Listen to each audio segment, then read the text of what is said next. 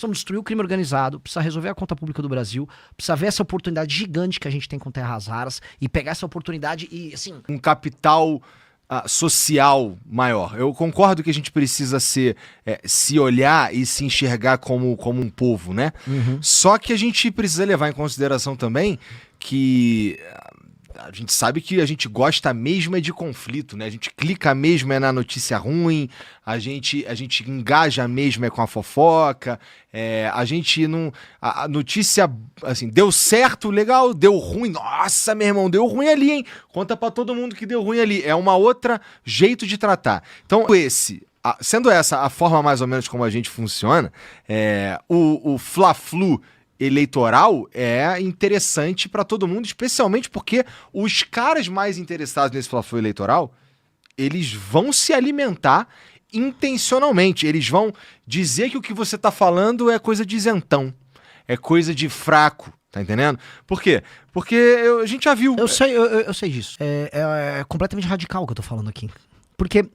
É tão óbvio, o lance assim, é tão óbvio que a regra do jogo, a galera que tá assistindo aqui, que a regra do jogo é conflito e você ganha views, votos, ganha tudo com o conflito, que você pode só fingir que você tá em conflito.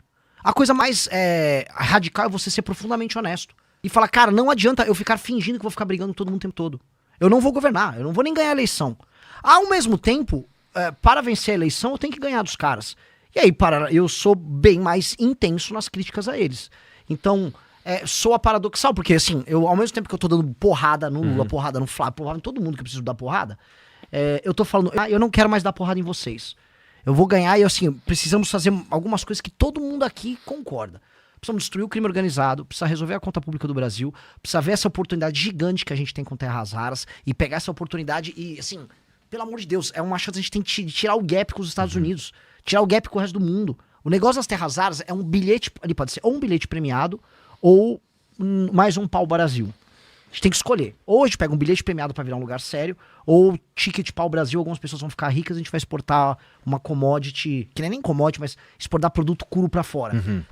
Pô, eu quero no meu governo pegar esse ticket premiado e assim, fazer turbina de avião aqui, fazer drone aqui no Brasil, fazer bateria pra todos os carros que estão saindo fora os chineses no mundo, a bateria ser feita aqui no Brasil.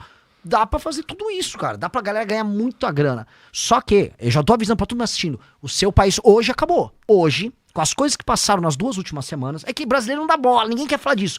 Acabou, Igor. Caiu pra 2 coisas. A galera não tem ideia do que foi esse fim da escala 6x1.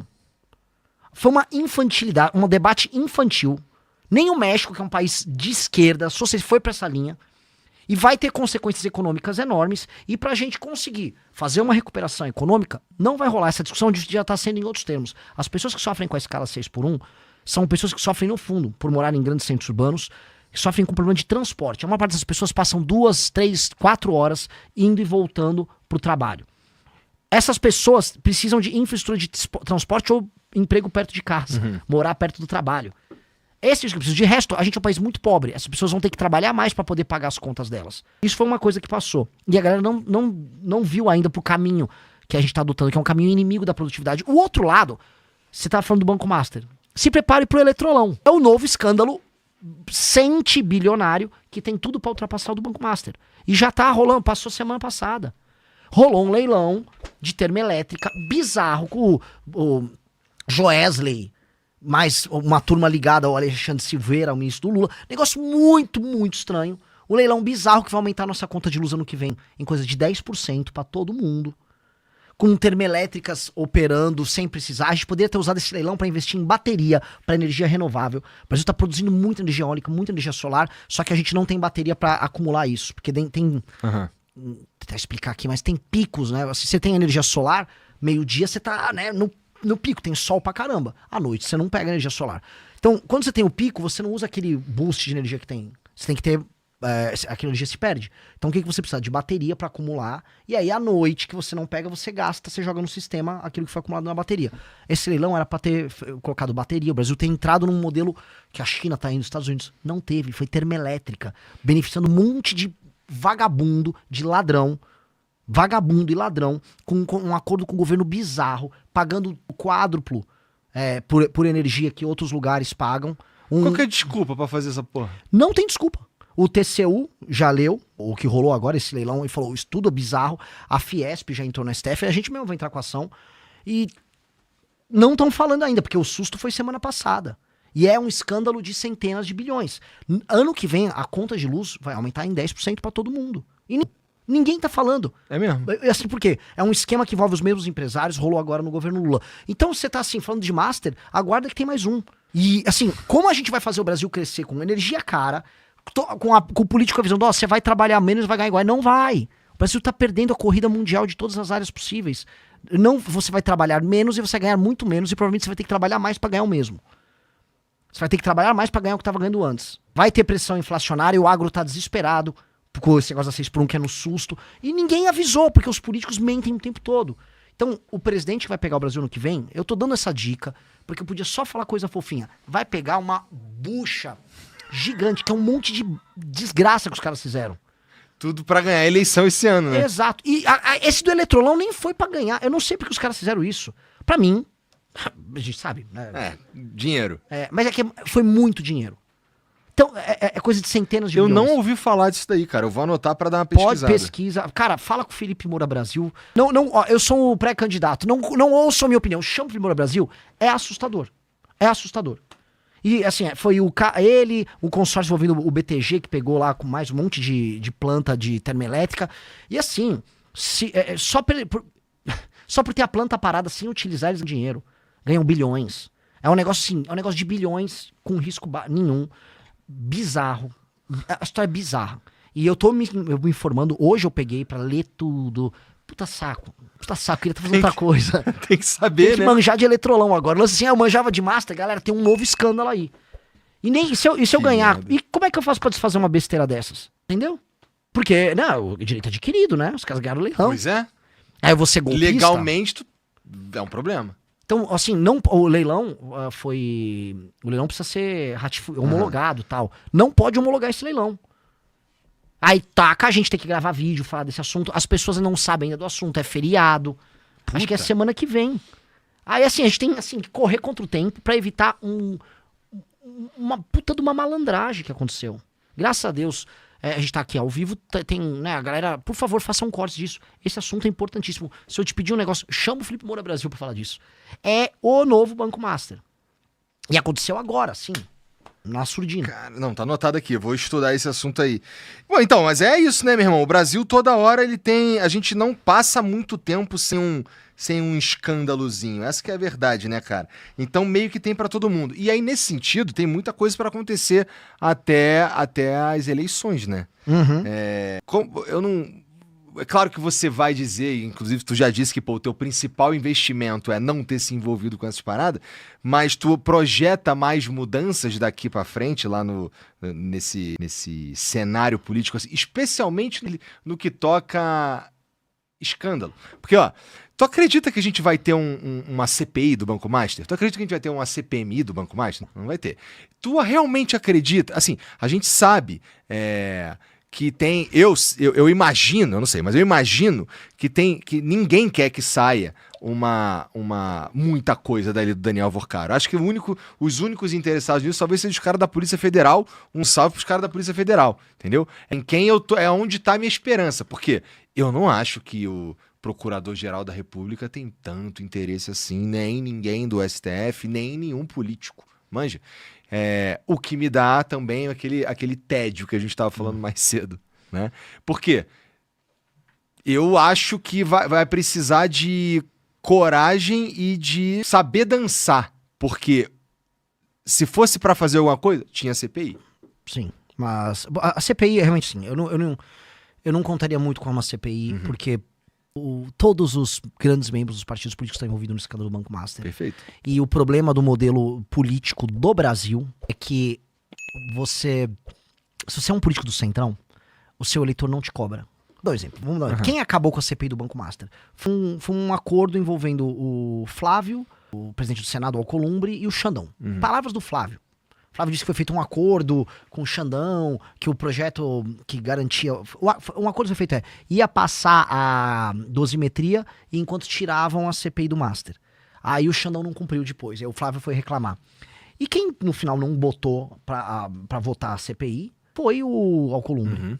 Então, o Alcolumbre está... O estado do Alcolumbre, o Amapá, ele comprou títulos podres do Banco Master. O Alcolumbre estava nomeando o Otto Lobo na Comissão de Valores Imobiliários, que era um cara que interessava ao Joesley e ao Vorcaro. O Alcolumbre está no caso do Master. Só que o Alcolumbre ele é eleito pelo Amapá. E qual é a característica do eleitor do Alcolumbre?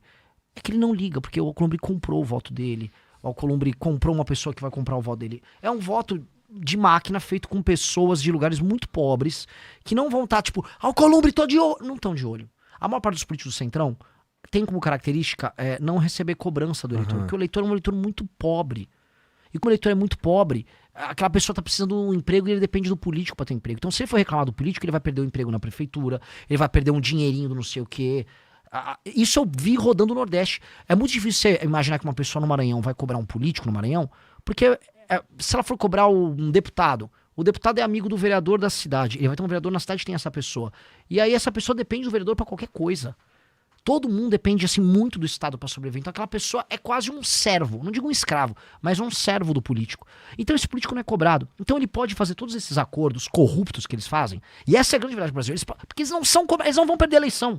O que eles precisam para manter esse cara? Emenda, que com essas emendas ele manda um dinheiro pra base deles, desvia, esse dinheiro faz um caixa 2, e é por isso que existe o orçamento secreto, que hoje, junto com emendas em geral, tá na casa, sei lá, dos 60 bi nesse orçamento agora.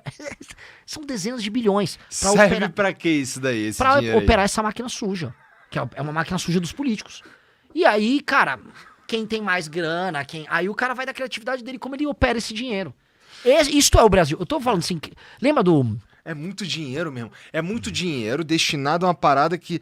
E assim, isso aqui é independente de partido. Eu tô falando de dinheiro. É muito dinheiro destinado a uma parada que não é claro. E, pô, se a gente tá falando de um troço no Estado brasileiro, a gente tá falando do teu dinheiro aí também, meu irmão. Que a gente não sabe pra onde vai. Né? Deixa eu falar uma coisa que eu abri aqui. Provavelmente a gente recebeu algum ataque de bot aqui na live. Por quê? Porque do nada subiu pra 85 mil pessoas ao vivo. Ih, caralho. E aí tava indo assim. Eu conheço a audiência, eu tô tendo uns views bons. Mas 85 eu é meio nunca tive bot. 85, então... E eu tenho haters, né? Então é possível que... Então salve pros amigos aí que bota bot, tá? Não seria a primeira vez, a gente sabe lidar. Fica tranquilo, inclusive, que a gente sabe lidar. Eu quero pedir desculpas, o convidado chega aqui com uns indianos, né? Não seria a primeira vez, não, mas a gente sabe lidar. Tá Não, bom. ótimo. Só queria deixar claro. tá bom. Porque tipo, eles vão jogar, o Renan botou... Eu não botei bot nenhum, tá? Não tem nada a ver com isso. Ou a gente tá... bom, tá bom.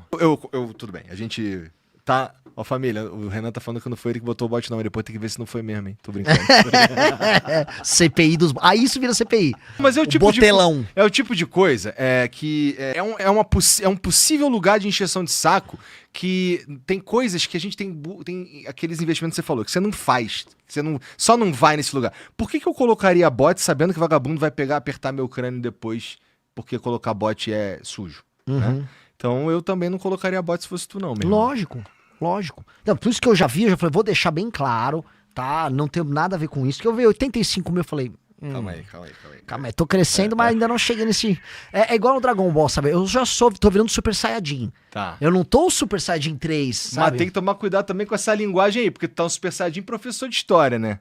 Mas aí eu tenho que... É um no cravo na ferradura. Um Super Saiyajin pro meu eleitor jovem e é um visual de professor pro eleitor mais velho. A vida tá mais intensa, Renan, porque como você falou, a primeira vez que a gente conversou, tu tava num contexto completamente diferente, né? Eu sei que tu tá viajando pra caralho, eu sei que tá fazendo uma porrada de coisa, eu sei que tá tomando cuidado com um monte de assunto, prestando atenção numa porrada de coisa ao mesmo tempo, mas era isso mesmo, cara? Olha, a beleza é que o ser humano é um bicho muito louco, né? A gente se adapta às circunstâncias. Então, eu vou dar um exemplo. A viagem pro Maranhão foi uma viagem muito difícil pra mim. Porque, faz muito calor, viagens em lugares de calor que você tem que andar na rua, naquele calor de terno, é osso, é de carro, muito buraco. Assim, a viagem do Maranhão foi um calvário. E fora assim, realmente eles têm muito problema com saneamento básico, e quando você não tem saneamento básico, você tem diarreia. E assim, toda a equipe pegou, né, tudo que você possa imaginar. Então a gente voltou do Maranhão. E fora que assim, a gente montou uma agenda séria no Maranhão. Era 7 da manhã rádio até evento à noite, 11h30 da noite. E a gente ficando ao vivo fazendo IRL. Foi uma pauleira no Maranhão. E você volta assim, extenuado. Falei, cara, difícil aguentar isso, mas vambora. Quando eu tive agora a viagem pra Bahia, Falei, pô, vai ser Maranhão. Falei assim, olha, o ritmo de trabalho é alto, mas a Bahia não tá na infra Maranhão. Pô, eu já achei que eu tava no céu. Falei, pô, tô em São Francisco, tô lá nos Estados Unidos. Só de ter uma estrada que você consegue andar a mais de 50 por hora, sabe? Só de conseguir beber uma bebida com gelo no copo, porque né, o gelo não foi tirado de uma água que foi de um poço contaminado, você já começa... Então, o ser humano, a gente vai encontrando... E o que os caras, quando tu chega nesses lugares, cara, uma das principais coisas que tu fala é, porra, esse território como está posto não devia ser assim, ou essa cidade não devia existir, devia juntar aqui, esse estado, não sei o que e tudo mais. Cara, quando tu chega lá com esse papo, os caras não ficam puto contigo, não, cara? Eu acho que eles ficam, o político e a imprensa, vamos botar política e imprensa, a população concorda. É muito difícil uma pessoa resistir aos argumentos que eu tô trazendo. Então, quando eu vou numa imprensa nas cidades que eu falo que vão ter que ser fundidos, eu fiz isso em vários lugares. As pessoas estão falando, não, realmente faz muito sentido. Por que existe realmente uma prefeitura aqui? Quando se apresenta que existe uma prefeitura numa cidade de 3 mil habitantes, e aí tem que ter um prefeito, 9 vereadores, sei lá, 15 secretários, sei lá, 100, 150, 200 funcionários da prefeitura que não fazem nada e não precisa existir quase ninguém desse time, você vai olhar, a pessoa, realmente não precisa, e minha vida é uma desgraça. Sim, eu poderia só juntar tudo isso e ter apenas um prefeito, ter 9 vereadores, em vez de estar juntando 5 cidades, ter 45 vereadores. Então é racional. A imprensa, ela, especialmente as rádios, ela tem audiência quando eu vou lá. Então meio que eles, pô, eu não vou chamar o cara, é bom pra imprensa. E o jornalista, ele vai sendo convencido no processo. O político local fica com medo. O prefeito tem medo, porque ele fala assim, cara, é melhor nem aparecer aqui, porque o cara vai me xingar na rádio. Então eles só ficam quietos. E pra eles também entrou numa coisa que é muito boa, que se o prefeito local fala com a rádio pra rádio não me receber, eu vou lá e gravo um vídeo na frente da rádio falando, ó, o prefeito deixa. Então é melhor. Não, né? Acontece isso, né? Então não é... É bom. Assim, então eu estou fazendo isso e precisa fazer isso porque a gente tem que despertar as pessoas. Tem coisa que tu achou que tu ia falar que bateria impopular, mas na real a galera tá entendendo? Isso que você tá me falando aí, eu achei, porra, não, eu pensei que a população ia falar, tá maluco, cara, isso aqui é minha cidade, porra. Tá falando que tem que acabar a minha cidade? Tu tá dizendo que é o contrário? Quem geralmente costuma ficar melindrado é o cara que tem benefício mesmo, né? Sim. Olha, teve mais coisas. Por exemplo, eu vou no cidades do interior do Nordeste e falo mal do Bolsa Família. E falo, não dá para uma cidade ter, sei lá, 60%, 70% da população, dos domicílios, vamos dizer, vivendo no Bolsa Família. Vocês não podem viver assim, eu preciso ter uma porta de saída e isto não será mantido da forma como tá. As pessoas concordam, até a gente que tá no Bolsa Família. Eu falei com agricultora, mulheres agricultoras, olha, não, se tivesse melhor, seria melhor, sim, entendi o que você tá falando. Tem um lance que, assim, a pessoa, por mais simples e humilde que seja, a pessoa não é idiota, as pessoas tratam o eleitor como idiota. Se eu falo pra pessoa assim, eu não estou mentindo pra você, não dá pra ficar nesse método, tá, pô, ele falou,